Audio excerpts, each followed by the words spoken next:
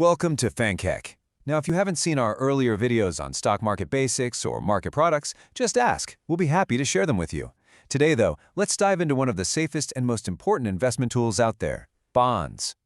So are you on the lookout for an investment that's, stable, predictable, and free low risk? Something that can really form a solid foundation for your financial portfolio? If that's you, then you've come to exactly the right place. Okay, so what is a bond, really? At its heart, it's just a loan. You are lending your money to either the government or a company. In return, they make a promise to pay you back the full amount on a future date. We call that maturity. And in most cases, they'll also pay you regular interest along the way. It's that simple. All right, let's kick things off with the safest and shortest-term option you'll find, Treasury bills, or as pretty much everyone calls them, T-bills.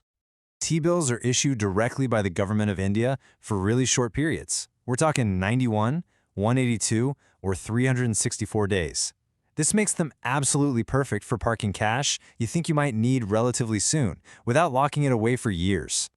Now here's what makes T-bills a little bit unique. They don't pay you regular interest. Instead, the way you make your profit is by buying them at a discount. Let me give you a quick example. Let's say a T-bill has a face value of 100 rupees.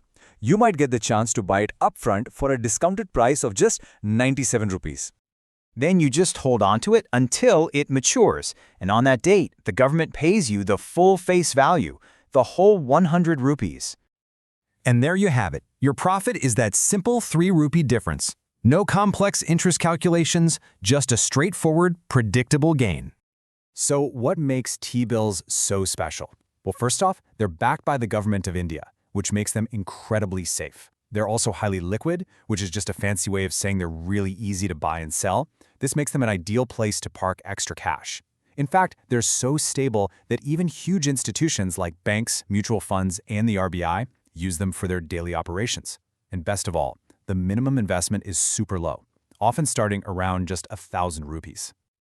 Okay, so that covers the short term. But what if you're looking for stability over a longer period? Well, that's where sovereign bonds, also known as government bonds, come into the picture. Unlike those quick T-bills, these are long-term loans to the government.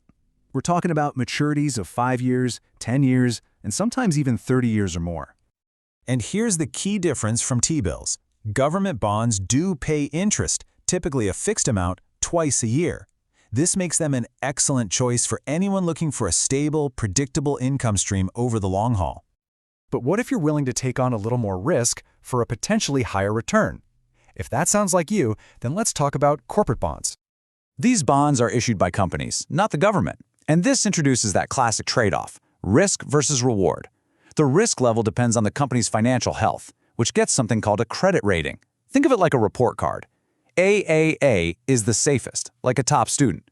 As the rating gets lower, the risk goes up. But to attract investors, those companies have to offer a higher interest rate as a reward. Okay, we've covered a lot of ground pretty quickly. So let's pull all of this together with a quick side-by-side comparison. First, a super quick look at taxes. And don't worry, we're going to have a detailed PHNK tax series on this later on. For T-bills, your gain is taxed as a short-term capital gain, according to your income tax slab. For both government and corporate bonds, the interest you earn is generally taxable as income. It's an important piece of the puzzle, but this gives you the basic idea. And here's the whole summary in one table so you can see the trade-offs at a glance. T-bills are short-term, government-issued, very low risk, and highly liquid. Sovereign bonds are also from the government, but for the long term, with slightly less liquidity. And corporate bonds come from companies with varying levels of risk and tenure. This whole spectrum allows you to choose the right type of bond based on your financial goals and your timeline. So, now that you've got a solid understanding of the basics of bonds, what could be your next step? Well, did you know that you can start investing in those super safe government-backed T-bills with as little as 1,000 rupees? It's true. This makes one of the safest investments accessible to almost everyone. And thinking ahead to our next explainers, what if I told you that you could invest in gold for as low as 120 rupees without ever having to buy or store a single physical piece? Or that you could invest in some of the biggest companies in the US, Europe, and Asia, all from right here in India? These are the kinds of exciting topics we'll be breaking down for you next. Because here at Phankk, we believe the greatest investment you can ever make is the one you make in yourself, in learning. Why? Because knowledge compounds even faster than money, and its returns will last a lifetime. Stay tuned for our upcoming explainers on gold and silver ETFs, index ETFs, sectoral ETFs, and global ETFs. Thanks for watching and keep on learning.